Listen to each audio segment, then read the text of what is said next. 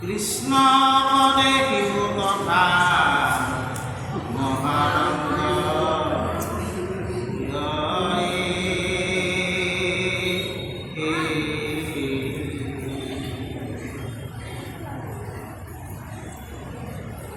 মুকুটা মানিক মণি সুবর্ণ অসংখ্য প্রতি প্রতি রাজয়ানী তিলা লক্ষ্যে লক্ষ্য কত রাজা গণে মহা করে কৌতূহল আমার ভিতর হইল এবে কেহা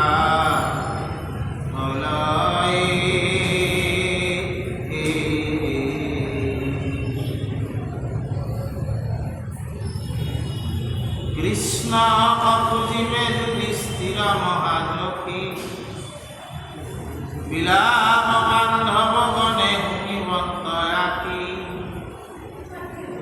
কৃষ্ণ অপখানে অপ্রয়াসে চারি ভাই চাৰিওদিশক জিদিলন্ত সমুদায় কুলমল দয়া হস্তিৰত অসংহাত ভ্ৰান্তিৰন্ত যাই জ্যেষ্ঠ ভাইৰসৰ নতয়ে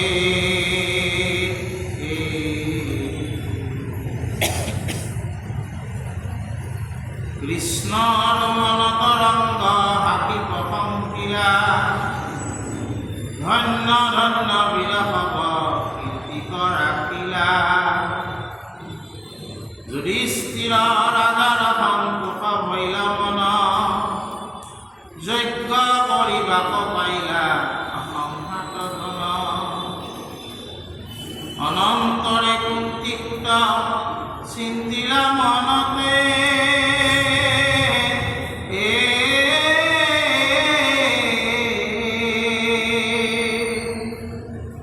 জৰাসন্ধ ৰাজাক চিনিব কেন মতে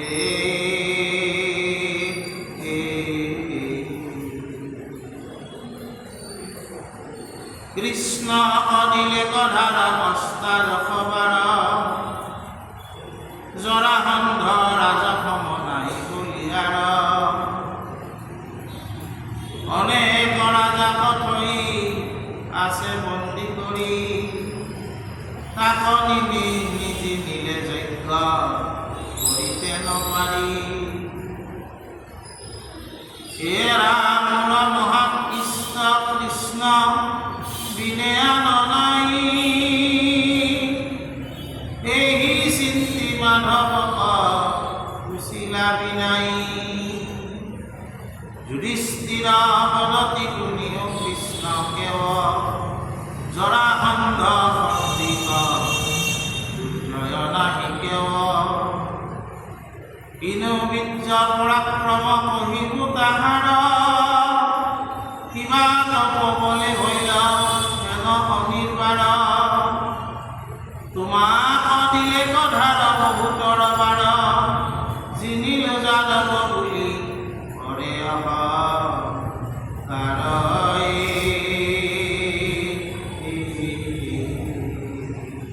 দেৱাসকল আইমেত্ৰীসকল আমি মানে যুধিষ্ঠিৰৰ ৰাজহুই যজ্ঞৰ প্ৰস্তুতি সম্পৰ্কে আমি যোৱা পাঠবিলাকত আলোচনা কৰোঁ। যোৱাবেলি কৃষ্ণৰ চৰণৰ ধূলালৈ কৃষ্ণক সেৱা জনাই যুধিষ্ঠিৰৰ চাৰি ভাই অৰ্জুন ভীম নকুল সহদেৱ তেওঁলোকে পূব পশ্চিম উত্তৰ দক্ষিণ চাৰিও দিশ গুচি গ'ল আৰু যিমানবিলাক ৰজা লগ পালে এই ৰজাবিলাকক তেওঁলোকে যেতিয়া লগ পালে যুধিষ্ঠিৰৰ তলতীয়া ৰজা হ'ম বুলি তেওঁলোকে মানে কি মানি ল'লে আৰু বহুতে ভালো পালে।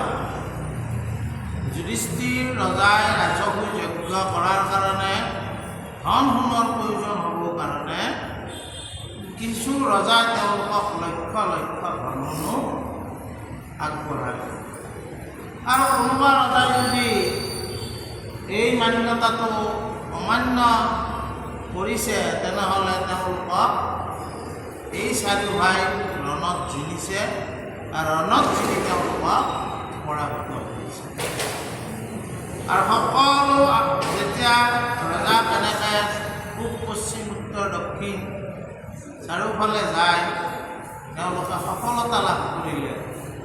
তাৰপিছত কি হ'ল তেওঁলোক আহি যুধিষ্ঠিৰক সেৱা জনালে আৰু ভগৱন্ত কৃষ্ণেও তেওঁলোকক আশীৰ্বাদ দিলে যে তোমালোকৰ কীৰ্তি থাকিব।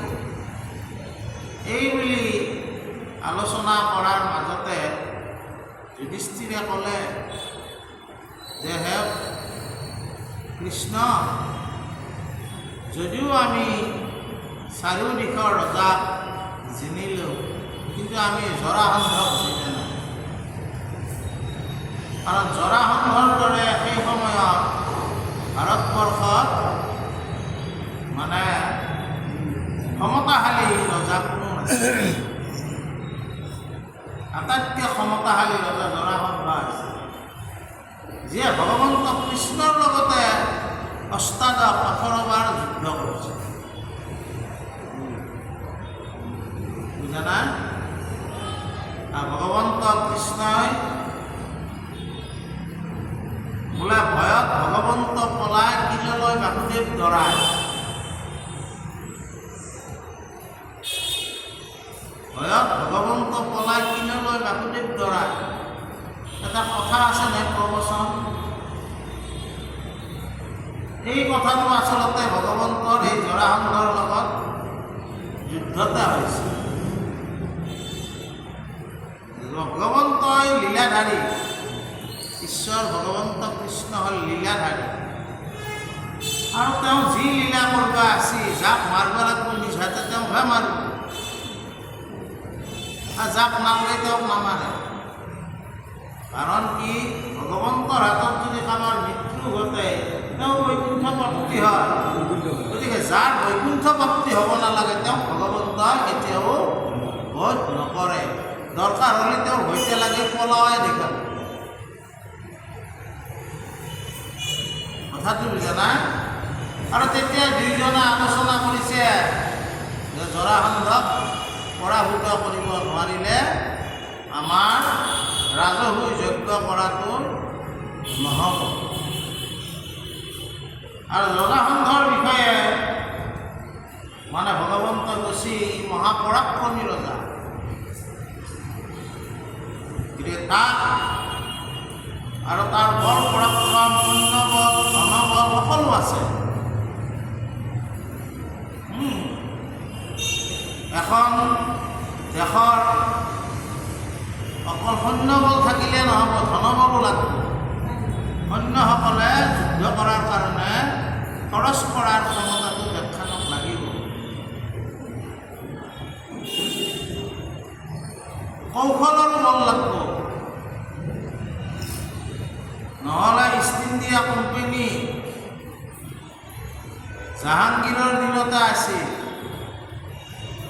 জাহাংগীৰৰ দিনৰ পিছত শ্বাহজাহানৰ পিছত ঔৰংগজেব, তাৰপিছত বাহাদুৰ শ্বাহ জফৰ আছিল। তেতিয়াহে ভাৰতবৰ্ষ দখল কৰিলে ব্ৰিটিছে। আছিল কি সিমেই কোম্পানী এটা ব্যৱসায় কৰিম বুলি আহি লাহে তেওঁলোকে কি কৰিলে, কৌশল আৰু তেওঁলোকৰ উন্নত যুদ্ধ কলাৰ সহায়ত, বুদ্ধিৰ সহায়ত গোটাই ভাৰতবৰ্ষ একদিন দখল কৰিলে। ভাৰততো বহুত মানুহ আছিল, মাত্ৰ কেইজনমান ইংৰেজ সৈন্যয়ে গোটেই ভাৰতবৰ্ষ দখল কৰিলে। কিহৰ বলত? ধনবল, কৌশলৰ বল আৰু মানে তেওঁলোকৰ সৈন্যবল, অস্ত্ৰবল। অস্ত্ৰৰো বল লাগিব। তেওঁলোকে যদি মিছাইল পেলায়, আমিও মিছাইল পেলাব পাৰিব লাগিব। আৰু আমি সেই বন্দুককেইটা লৈ থাকিলে নহ'ব। এটা মিছাইলে হাজাৰ বন্দুক ধৰি একেবাৰে শেষ কৰিব, বুজানা? গতিকে এই জৰাসন্ধৰ গোটাই বল আছে, এওঁ হাৰোৱাটো ইমান সহজ কথা নহয়। তেতিয়া ভগৱন্ত কৃষ্ণ আমাৰ যুধিষ্ঠিৰে কৈছে কি বুলি,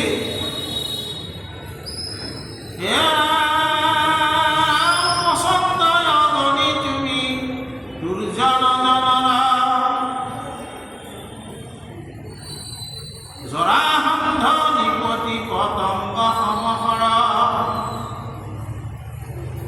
তথাপিতো নাকৰি নমৈল জগধ ইহা কহু মণিপুৰত নসন্দেষ্ট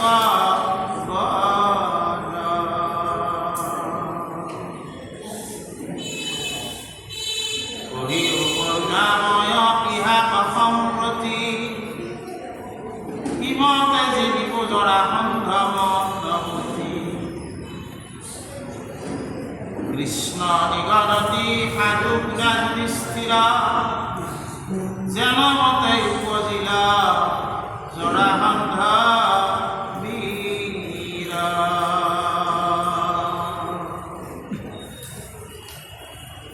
অনেক বিগ্রহ কিছু করিলে আমাক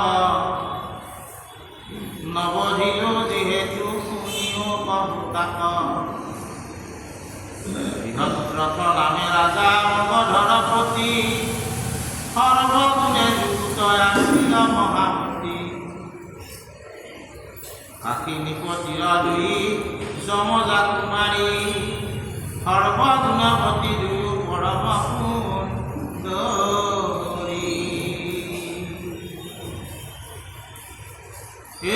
পৃথিৱীতে দুইকো বিহায়ন্ত বৃহত্তথে কৰিলা প্ৰতিজ্ঞা ৰাজা ভাৰ্যাৰ স্নেহতে দুয়ো মোহিনীত প্ৰৱৰ্তিব সমভাৱে সেই মতে কতকাল মিলন্তয়ো চাৱে। তেতিয়া যুধিষ্ঠিৰে ভগৱন্ত কৃষ্ণক কৈছে যে পচন্দ হ'বনি তুমি সৃষ্টি স্থিতি প্ৰলয়ৰ কাৰণটো গোটাই ব্ৰহ্মাণ্ড এটা চকু কটাক্ষতে তুমি প্ৰলয় কৰি দিব পাৰা আৰু জৰাসন্ধক তুমি প্ৰলয় কৰিব পাৰা, এইটো কিবা কথা। তেতিয়া ভগৱন্ত কৃষ্ণই কৈছিল যে জৰাসন্ধৰ তেতিয়াহ'লে তুমি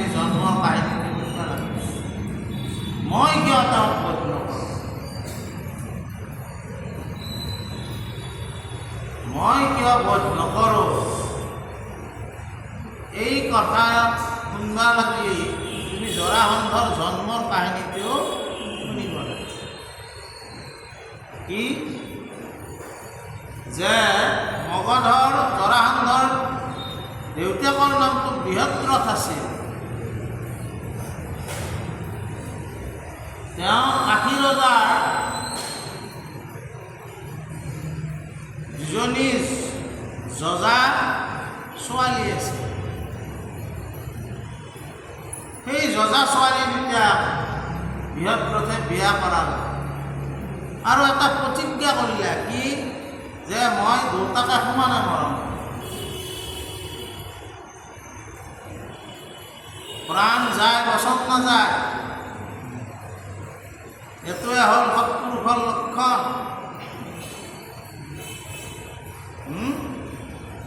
আগতে মানুহবিলাক যেতিয়া সৎ ভাৱনা আছিল তেতিয়া কথাতে বাপাক পিতেৰে এইটো কথা কৈ গৈছিল, সেইটো মানি লৈছিল। আজিকালি কি হয় কোৰ্ট কাছাৰীক যাব লগা হয়, যে প্ৰাণ যায় বচন নাযায়, দুটা ভগ্নীকে তেওঁ বিয়া কৰাই দুটাকে সমান কৰি হীন পৰ নকৰি কি কৰিলে মানে সংসাৰ আগবঢ়াই দিলে। হীন পৰ কোনে কৰিছিল? দক্ষ ৰজাৰ জীয়েক ২৭ জনী আছিল।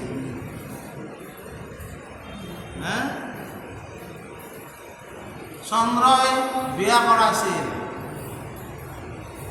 চন্দ্ৰই বাকী ২৬টাক গুৰুত্ব নেদি ৰোহিণীৰ ঘৰটোহে সোমাই থাকে।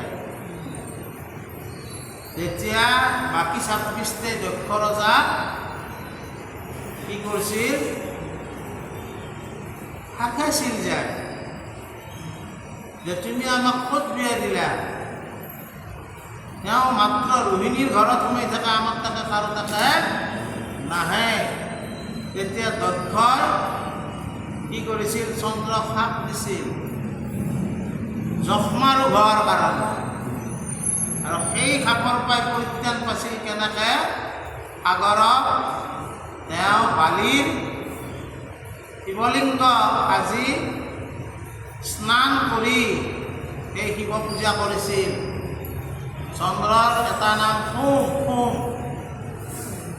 আৰু সোমনাথ হ'ল শিৱ। সোমনাথ মন্দিৰ ক'ত আছে? গুজৰাটৰ সেইটো মন্দিৰ। এই সোমনাথ মন্দিৰেও চুলতান মাহমুদে ১৭ বাৰ আক্ৰমণ কৰিছিল। ইয়াতে ১৮ বাৰ, তাতে ১৭ বাৰ নহয় কথাটো। এই জৰাসন্ধ তাৰমানে কি এই জন্ম কাহিনীটো আৰম্ভ কৰিছিল যে এই দুটা ভগিনীকে সমান মৰম কৰি সংসাৰ আগবঢ়াই লৈ গৈছে। তাৰপিছত আৰু কি হ'ল আমি অলপ আগবাঢ়ো। কৃষ্ণ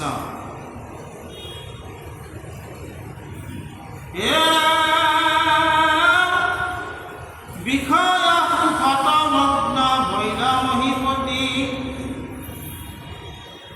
যুৱাকাল বহি গইলা নভৈলা সম্পত্তি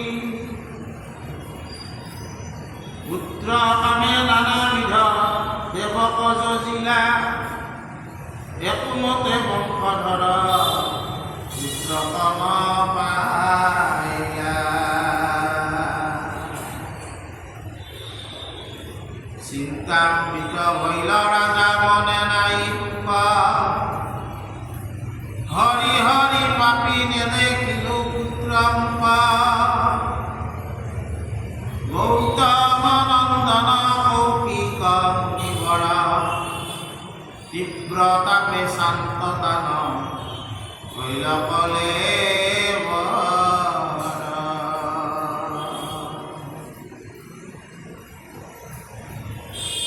আপোন ইচ্ছাই ৰিকি গইল তান ঠাই বৃক্ষ মূলে বকিলা শীতল ছায়া পাই বৃহৎ ৰথ ৰাজা আগবাঢ়ি লিখি কাকো জিলা ভাল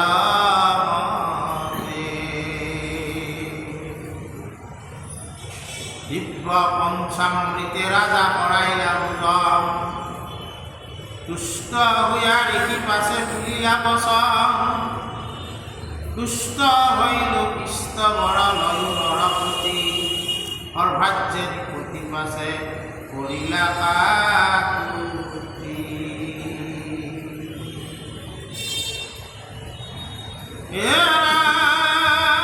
পুত্ৰ ৰাজা মই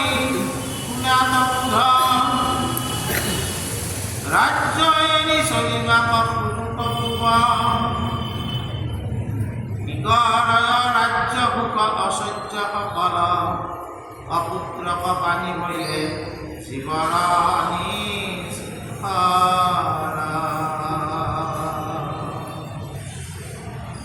দেহি গুণী মহামুনি চিন্তন্ত মন পকি আছে আমৰ ফল বৃক্ষৰ অগ্ৰ পুঞ্জীবা কপতি সুখ পক্ষু মুখ মক্ষী মুখ দিলা ঋকিৰ কোলাতয়াকি ভৰিয়া পীৰা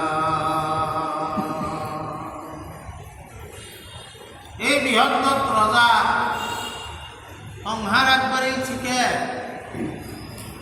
ল'ৰা ছোৱালী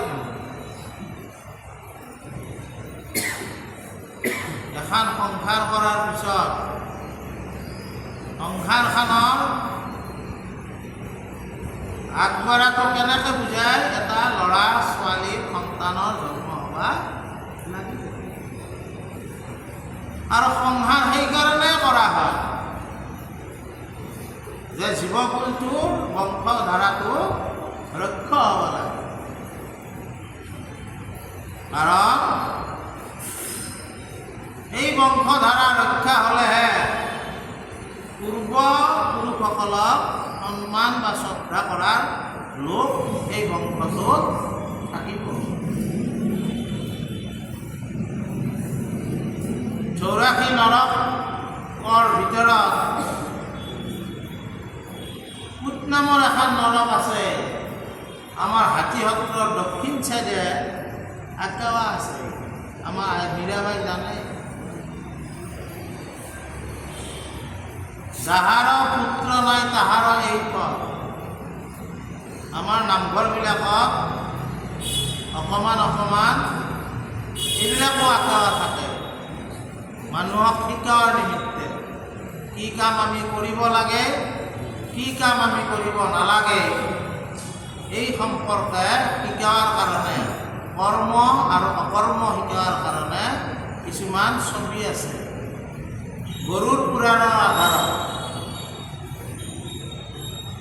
হয়ে ভক্তি হয় নাথিলি ভক্তিও নাথে আগৰ দিনত মানুহবিলাকক তেতিয়া মানুহক বুজোৱাৰ কৌশল এইবিলাক আছে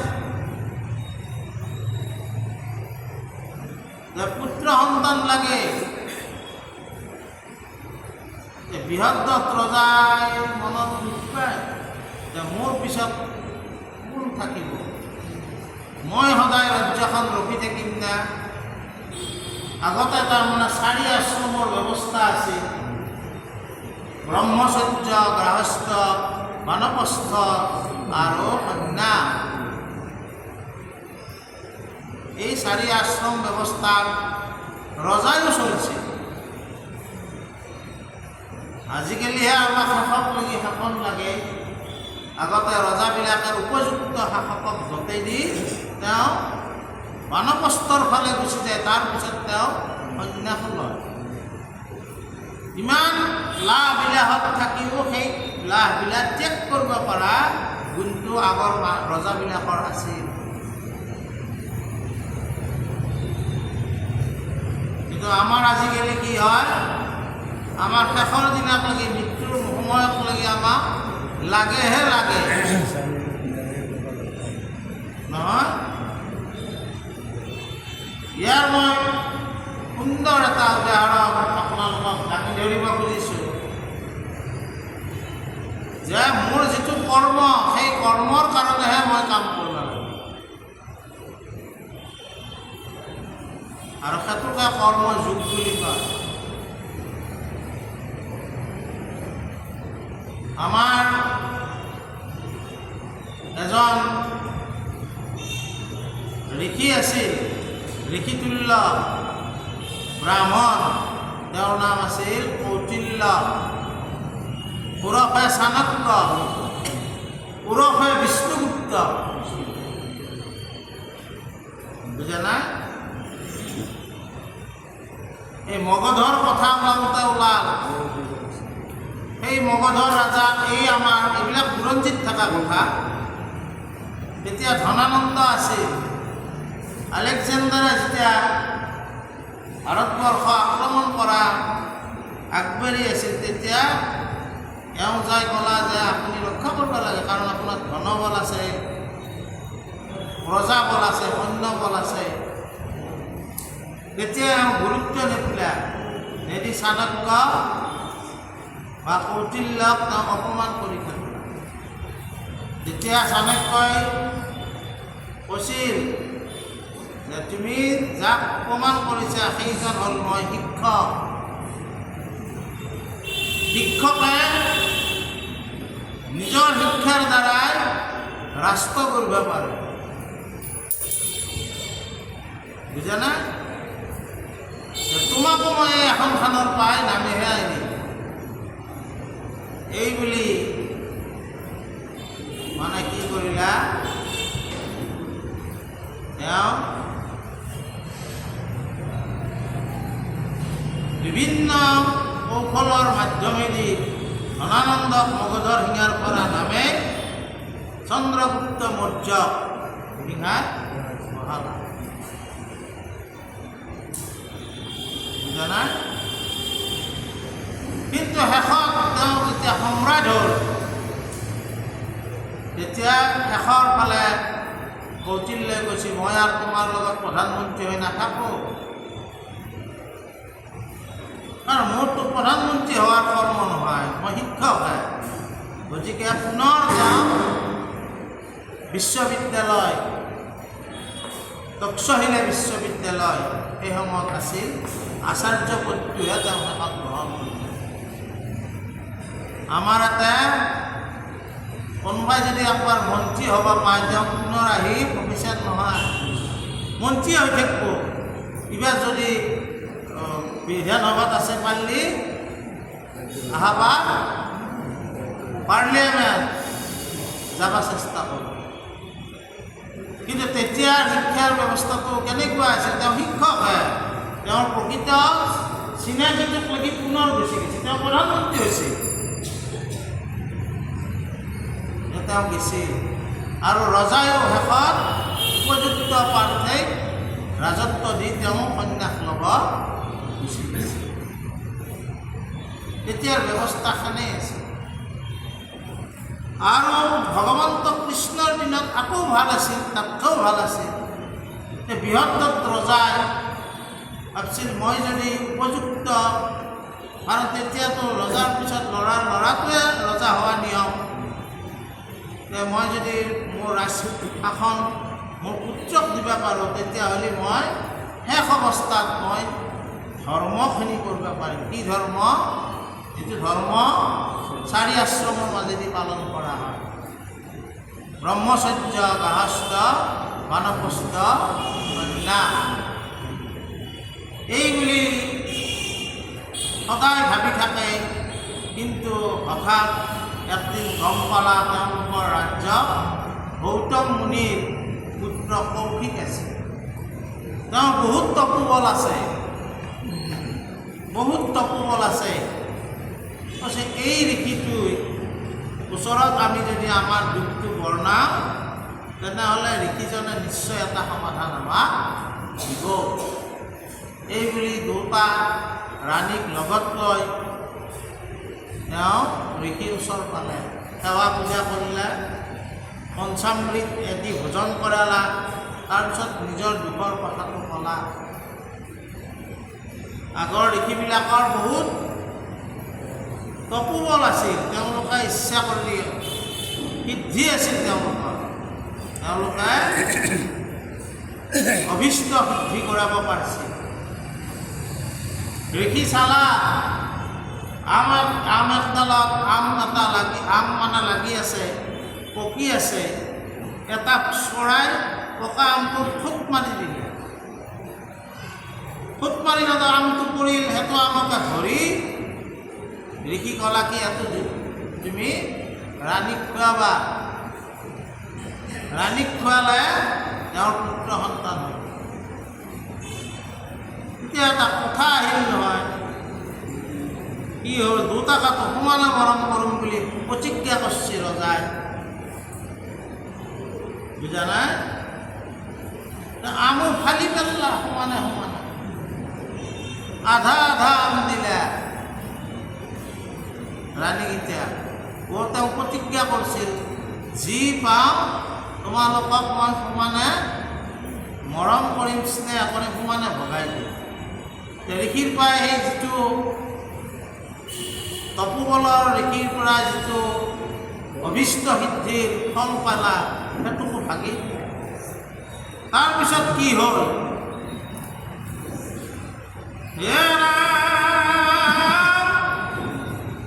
এক বাহু এক পদ একৈক নয়ন, অৰ্ধ মুখ অৰ্ধ নাসা দেখি বিলক্ষণ, হেন দুই খণ্ড ছন্দ তনু উপজিলা, দেখি দুয়ো মাৱে মহাবিস্ময় কপিলা। জীৱন্তে আশয় সবেলৰে হাত পাওঁ, অদ্ভুত দেখি আলোচিলা দুয়ো মাও, ভাইক সম্বুদ্ধি দুয়ো বুলিলা সত্তৰ, কেৱে নতুন আনন্দে গৃহতে বাজ।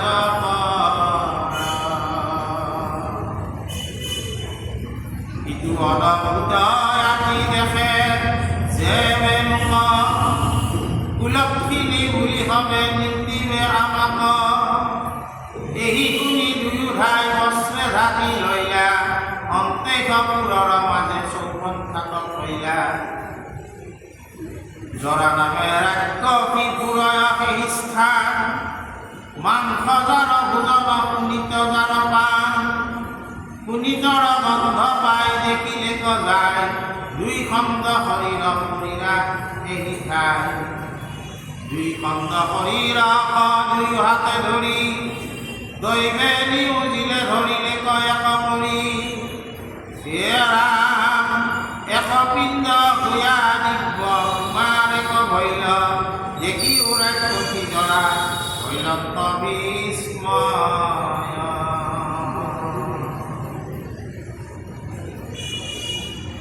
ফল দুই ভাগ কৰি যেতিয়া ৰাণী দুটাক খাবা দিলে,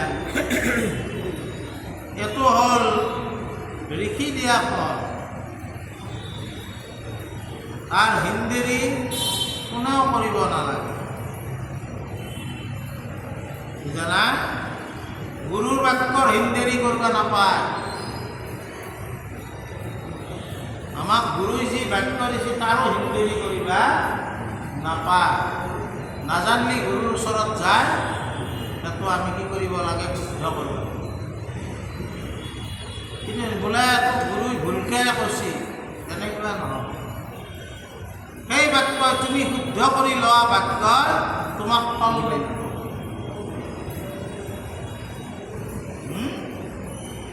ঠিক তেনেকৈ তেওঁ দিছে তাক দুই ফাল্লা কৰি যেতিয়া ৰাণীক খুৱালা, ৰাণী এখন হাত এটা চকু এই আধা আধা দুটা সন্তান দুটাৰ বেলেগ বেলেগকৈ জন্ম পালা, আধা আধা।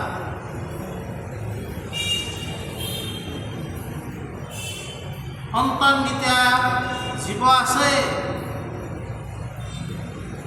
কিন্তু ৰাণীটো বিস্ময় হ'ল, কি জন্ম পালা।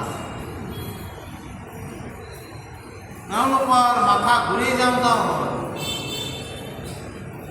এই সন্তান লোকে দেখিলে কি ক'ব, আমাক কুলক্ষিনী বুলি ক'ব, তহঁতে এই সন্তান জন্ম দিলি, বুজা না? গতিকে ভাইক মাতি আনিলা। ৰাণীৰ ওচৰত ভাই বহুত থাকেতো, এটা কাম কৰা কোনেও নাজানোতে সন্তানকেইটা বাহিৰত খেলাই থয়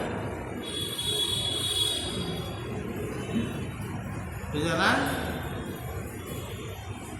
এইবুলি ধাই পেলাই দিলে আৰু সেই ঠাইতে জৰা নামৰ এটা ৰাক্ষসী তাই কি কৰে মাংস ভোজন কৰে আৰু পানী তেজ পানী পান কৰে তেজৰ গোন্ধ পায় জৰা ৰাক্ষসী এই সন্তান দুইফাল্লা সন্তানৰ কাষ আহি পালা তাইও ভাবছি কি কিয়ে আপনার কি দুটা বেলেগ বেলেগকে আছে হ্যাঁ আজি ভাল বস্তু পালো হ্যাঁ লগ লগে ইফালে খাবা খুচবা ইচ্ছা কৰিলা তেতিয়া কি হ'ল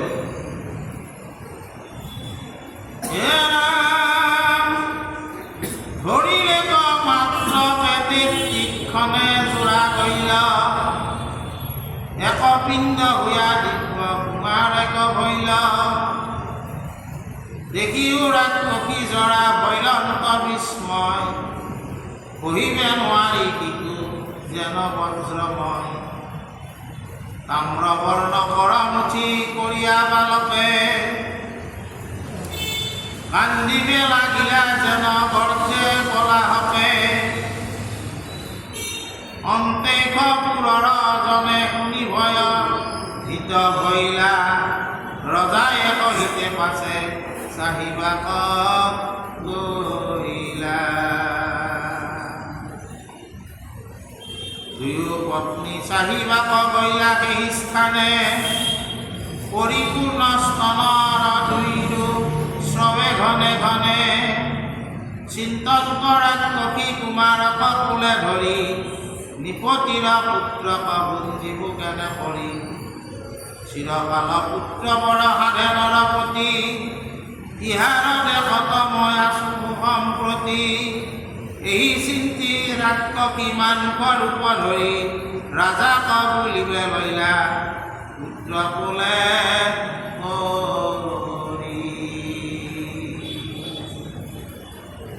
তাৰপিছত কি হ'ল এই জৰাই ভাবিলে কি দুখিনি দুটা খণ্ড মই জোৰা লগে একেলগে খাওঁ বুজা না এইবুলি জোৰা লগে দিলা জোৰা লগে যাওঁতেতো বৰ ধুনীয়া এটা শিশুৰ মানে আকৃতি ল'লা সুন্দৰ উঠা আৰু জৰাই ভাঙিব নোৱাৰে ইমান ওজন আৰু তাৰপিছত শিশুই কি কৰে জন্ম পোৱাৰ লগে লগে তেওঁ কান্দে জন্ম পোৱাৰ লগে লগে শিশুই কান্দে ডাক্তৰখানাবিলাকত নাকান্দা কান্দি দিয়ে নহ'লে ডাক্তৰে ভয় কৰে কান্দিবই লাগিব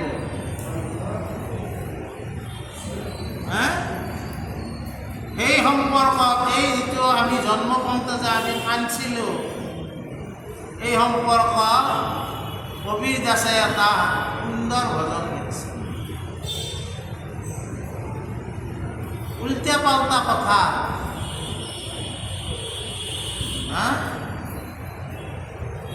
জন্ম আমি পালোঁ কাৰ কাৰণে দুখৰ কাৰণে পৃথিৱীত এনে এটা মানুহ আছে যাৰ কোনো দুখ নাই এটাও নাই জন্ম আমাৰ দুখৰ কাৰণে হয় সেইকাৰণে আমি বহুত দুখ পাওঁ এই কথাটোকে কবিৰ দাসে সুন্দৰ ভজন লিখছি जब हम पैदा हुए जगू हसे हम रोए ऐसी करनी कर सलो के जगू हुए हम কি ক'লা? যেতিয়া আমি জন্ম পাইছিলোঁ, আপোনালোকৰ সকলোৰে সন্তান জন্ম পাওঁতে আমাৰ মাতৃশক্তি অলপ কষ্ট পায়, কিন্তু তথাপি মাতৃয়ে কি কৰে, সেই কষ্টৰ মাজেদি শিশুটোক কোলাত তুলি নিজৰ গাখীৰ খুৱাব সেই যত্ন কৰে প্ৰত্যেকটো মাতৃয়ে। আৰু যিটো পিতৃ তেওঁৰ অলপ আনন্দ লাগি কি কৰে, তেওঁৰ যদি সামৰ্থ্য থাকে মিঠাই কিনি মিঠাই খুৱায়, সামৰ্থ্য নাথাকা যদিও আনকি বিস্কুট কিনি হ'লেও তেওঁ কি কৰে, তেওঁ ল'ৰা ছোৱালী জন্মৰ আনন্দ পালন কৰে। এইটো উল্টা পাল্টা কথা। একফালে হাঁহে, সকলোৱে হাঁহে, বংশ কুটুম্বও আমাৰ বোলে এটা নাতি জন্ম পালা, সকলোৰে মুখত হাঁহি, কিন্তু যিটোৱে জন্ম পাইছে সি কানে। সি ভাবছি মই মূল্য আহি এতিয়া ইমান দিন মাতৃৰ গৰ্ভত সুন্দৰকৈ শুই আছিলোঁ, এতিয়া মই এই সংসাৰৰ মানে নিকাৰসমূহ পাব লাগিব। কিন্তু কবিৰ দাসে কৈছে যে জনমত তুমি এনেকুৱা কাম কৰা, তুমি যেতিয়া যাব ওলাবা জগতে সকলোৱে কান্দিব, তুমি কিন্তু হাঁহি হাঁহি গুচি যাবা। কি সুন্দৰ ভজন! অন্তপুৰুষসকলৰ মনত এই কথাবিলাক আহে। আমাক জন্ম, আমি এই যিটো জনম, এই জনমত দুৰ্লভ মনুষ্য জন্ম নকৰা বিফল কৰিব হাক দিছে, ভাল কৰ্ম কৰিব দিছে। এই ভাল কৰ্মৰ মাজেদি তুমি যদি কাকো একো নাই, তুমি হাঁহি হাঁহি যাব পাৰিবা। আৰু যদি তুমি বহুতক অন্যায় কৰি থৈ দিছা, সেইবিলাকে সময়ত হেঁচা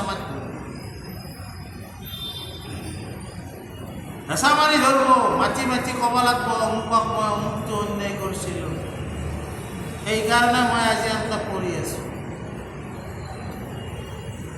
গতিকে আমাক কৈছে তুমি জীৱনত এনেকুৱা কাম কৰা যি কৰ্মই তোমাক যোৱাৰ সময়ত তুমি হাঁহি হাঁহি যাব পৰা কৰা। এই আমি ক'লোঁ এটা বেলেগ প্ৰসংগ, তেতিয়া তাৰমানে আমাৰ কথা হ'ল কি, আমি ভাগৱতৰ প্ৰসংগত আহোঁ। যেতিয়া কান্দিলে, শিশু যেনেকৈ কান্দে, ইয়াৰোতো এতিয়াহে জন্ম হ'ল, লগে যাওঁতে সিও কান্দছি, কিন্তু তাৰ কান্দনৰ সুৰটো ইমান সুৰ মানে জৰাই হৈ গৈছে। কি শব্দ তাৰ পৰাই জৰাই ভাবছি এইটো ৰাজপুত্ৰ। এই ৰজাক কি বুলি কয়? ৰজাক ক্ষেত্ৰপালক বুলি কয়। সত্ৰাত তায়তে ইতি ক্ষত্ৰিয়সকলৰ কাম দেশখান ৰক্ষা কৰা, বুজা নাই? ক্ষেত্ৰপালক আৰু ক্ষেত্ৰত যিমান প্ৰজা আছে তেওঁলোকক পালন কৰা। তাতে ৰাক্ষসীওতো তেওঁৰ ক্ষেত্ৰতে আছে, জাগাত আছে, ঠাইত আছে। ৰাক্ষসী ভাবছি মই যিহেতু এই ৰজাৰ ক্ষেত্ৰতে আছোঁ, ৰজাৰ পুতকক মই খাব নোৱাৰি। আৰু কাননৰ মস্ত শব্দ শুনি ৰজা চজা চব পালি পহৰীয়া গোটাইগিলে আহি জমা লাগোতে ৰাক্ষসী কি কৰিলে, ৰজাৰ হাতত পুত্ৰটোক তুলি দিলে। আৰু পুত্ৰৰ যেতিয়া সম্পূৰ্ণ ৰূপটো দেখিলে, মাতৃ স্নেহ লাগিল। আৰু স্নেহ লাগোতে তেওঁলোকৰ কেনেকুৱা এটা অৱস্থা বুলি কৈছে, মাতৃৰ যেতিয়া স্নেহ লাগে, আমি যিবিলাক সন্তান, এই সন্তানক তেওঁ বুকত তুলি লয়, কি কৰে, নিজৰ স্তনপান কৰা। প্ৰতিটো আমি ব্যক্তিয়ে সেই মৰ্মে আমি আগবাঢ়িছোঁ। সকলোৱে আমি মাতৃৰ কোলাত উঠি মাতৃ স্তনপান কৰোঁতে আমাৰ কানা বন্ধ হৈছে। মই নহয়, আপুনি নহয়, চবৰে। সেই এই মাতৃৰ কোলাতে স্নেহ আছে, এই স্নেহৰ বন্ধনতে মাতৃয়ে ল'ৰা ছোৱালীক ডাঙৰ দীঘল কৰে। আমাৰ মনুষ্য বুলিয়ে নহয়, গৰু ছাগলী যত চৰাই চিৰিকটি চবৰে প্ৰেম আছে। মহা ডকাইত গৰু বেলেগে দুবা নৰে, কিন্তু চানাটোক গাখীৰ খাওঁতে নালখে। বেলেগে দুবা গেলি বদলাচ্ছি মাৰা গৰু আছে, কিন্তু চানাটোৱে যেতিয়া গাখীৰ খাব সেইটো হ'ল বৎস প্ৰেম। এই প্ৰেমটো আমাক প্ৰতিগৰাকী মাতৃয়ে আমাক কৰিছে। কিন্তু আজি দুৰ্দশা, এই প্ৰেমবিলাকো আমি আজি পাহৰি যোৱা হৈছোঁ। সিদিনা এটা মোবাইলত দৃশ্য দেখিলোঁ, ভাল ব্যৱসায়ী এজনে 4টা ছোৱালী ভাল খাই বিবাহ বাৰু চব দিছিলে, বৃদ্ধাশ্ৰমত থাকিব লগা হয়। আৰু শেষত কি তেওঁ সন্তুষ্টি দিয়াৰ সময়তো ছোৱালীকেইটা উপস্থিত নাই। এটা ছোৱালী কি কৰিছে, মোবাইলত চাই আছে আৰু কৈ আছে আৰু কিমান সময় লাগিব, আৰু কিমান সময় লাগিব, মই গা ধুবা আছে, মই মানে অমুক অফিচত যাব আছে, বহু কথা।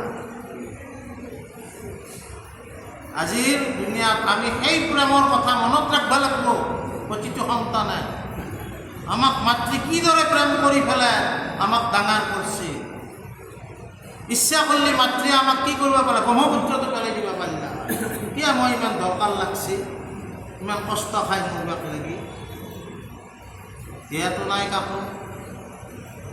কিন্তু আমি কি কৰিছোঁ, আজি আমি আমাৰ পিতৃ মাতৃক ব্ৰহ্মপুত্ৰত পেলোৱা নাই, কিন্তু ব্ৰহ্মপুত্ৰত পেলোৱাৰ বাপক কৰি বৃদ্ধাশ্ৰমত পেলাই। এই সংস্কৃতি আমি গ্ৰহণ কৰিব নালাগে। আমি যিসকলে শংকৰদেৱৰ অনুগামী, মহাপুৰুষে আমাক যি শিক্ষা দিছে সেই শিক্ষাৰ বলেৰে বলীয়ান হয় আমি মাতৃ পিতৃক সদায় পূজা কৰিব লাগে। আৰু সেই মৰ্মে আমাৰ বৃহৎ ৰজাই তেওঁক তুলি ল'লে আৰু মাতৃয়েও তেওঁলোকক স্নেহ কৰিলে, মানে জৰাসন্ধ। আৰু কৃষ্ণই কৈছে ঋষিৰ বৰৰ ফলত যিটো সন্তানৰ জন্ম হৈছে সেই সন্তানক মই বধ নকৰোঁ, কাৰণ মই যদি বধ কৰোঁ সেই ঋষিজনৰ যিটো তপোবলক মই অসন্মান কৰা। সেইকাৰণে কৃষ্ণই জৰাসন্ধক নিজ হাতে বধ নকৰে। তাৰপিছত অলপ আমাক উপদেশ কৈছে, কি কৈছে,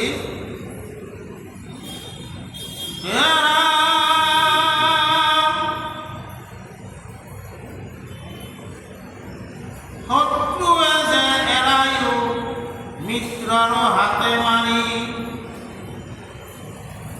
বিষ্ণুৰ চেষ্টাটোকে বুজিবে নোৱাৰি,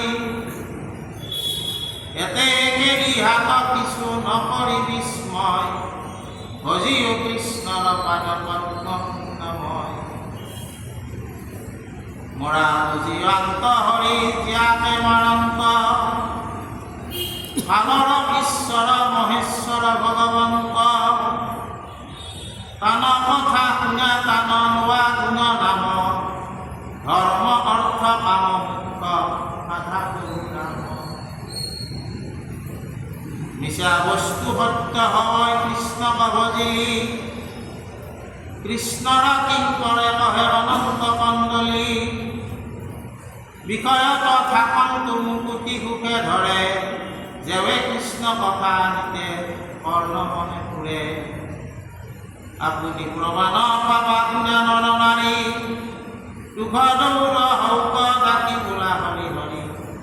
শেষত উপদেশত ক'লে যে ভগৱন্ত কৃষ্ণৰ লীলা দেখিলা,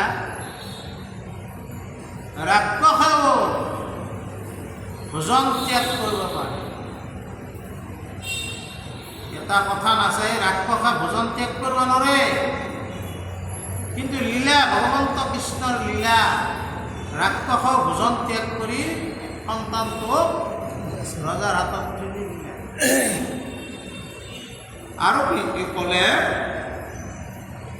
যে ভগৱন্তৰ আমি লীলা কি বুজি পাম, তেওঁ যাক বধ কৰিব লাগে নিজে নকৰিলে তেওঁৰ মিত্ৰৰ দ্বাৰাই কৰিব, কিন্তু যদি তেওঁ সংসাৰত থাকিব নালাগে তেওঁক কিন্তু বধ কৰিবই।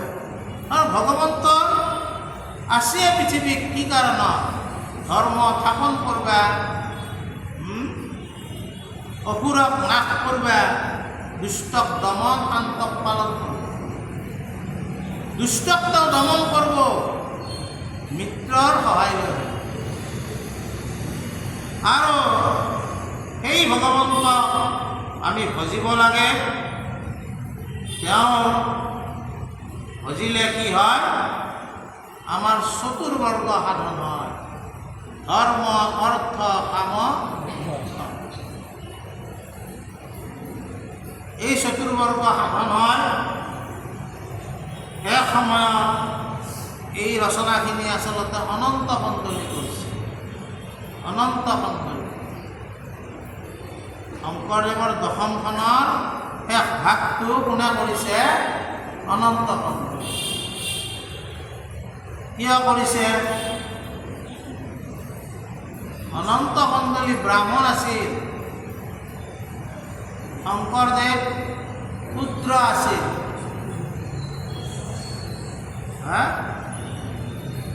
শংকৰদেৱ শূদ্ৰ, অনন্ত কন্দলী ব্ৰাহ্মণ। মোকো এটা শূদ্ৰৰ অধিকাৰ বুলি হাহা আছিল, কিন্তু মই একো বেয়া পোৱা নাই। শংকৰদেৱে শূদ্ৰ আছিল আৰু ৰাজীৱ লোচননো কি এটা, বুজা নাই? বাৰু যি নহয়, এতিয়া কথাটো হ'ল কি, সেই শংকৰদেৱ পুত্ৰ হ'লেও তেওঁৰ মহিমা অনন্ত কন্দলী বুজি পাইছে, আৰু তেওঁ ঈশ্বৰ জ্ঞান কৰিছে। আৰু সেইকাৰণে শংকৰদেৱক যায় এখন কৈছিল অনন্ত কন্দলী, আপুনি অলপ এৰা অৱশেষ মই খাব বিচাৰোঁ। আমাৰো কেতিয়াবা কেতিয়াবা গুৰুৰ এৰা ল'ৰা ছোৱালীক খুৱাই দিয়া হয়, কিজানি কিবা আছে যদি ফাটাই যায়, বিশ্বাস ভক্তিভাৱত থকা কিছুমানে খুৱাই দিয়ে।